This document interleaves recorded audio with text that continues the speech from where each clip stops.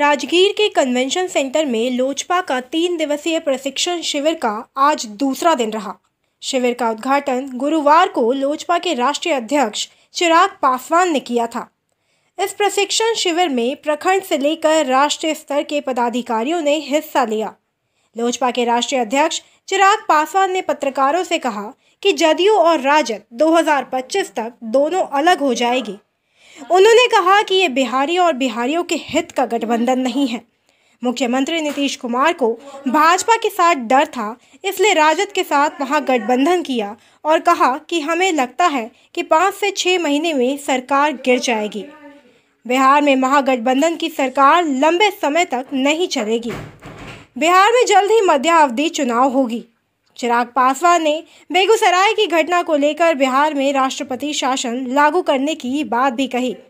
उन्होंने कहा कि 3 दिवसीय प्रशिक्षण शिविर में कार्यकर्ता प्रशिक्षित होकर अपने अपने क्षेत्र में जाकर पार्टी की नीति को जनता के समक्ष रखने का काम करेंगे। इस 3 दिवसीय शिविर में पार्टी के सामाजिक, विदेश, शिक्षा और अर्थ नीति को प्रमुखता से रखा जाएगा। उन्होंने तो 2025 का जिक्र किया माननीय गृह मंत्री अमित शाह जी ने, पर मैं मानता हूं कि 2025 से बहुत पहले जनता दल यूनाइटेड और राष्ट्रीय जनता दल एक दूसरे से अलग हो जाएंगे। जब महत्वाकांक्षी दलों की सरकार बनती है तो उसमें महत्वाकांक्षाएं हमेशा हावी रहती हैं, और ये जो गठबंधन तैयार हुआ है जनता दल यूनाइटेड और राष्ट्रीय जनता दल का, ये कोई बिहार या बिहारियों के हित का गठबंधन नहीं है।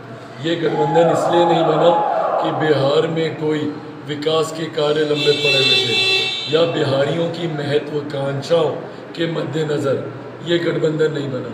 ये गठबंधन बना है एक ऐसे राजनीतिक दल की महत्वाकांक्षा जो लंबे समय से सत्ता से बाहर था, मैं राष्ट्रीय जनता दल की बात कर रहा हूँ, और दूसरा महत्वाकांक्षा मुख्यमंत्री नीतीश कुमार जी की मुख्यमंत्री बने रहने की, क्योंकि उनको इस बात का संदेह था, डर था कि पिछले जिस गठबंधन में वो थे, भारतीय जनता पार्टी संभवतः उनकी पार्टी में टूट कर आ रही थी, उनको मुख्यमंत्री के पद से हटा सकती थी।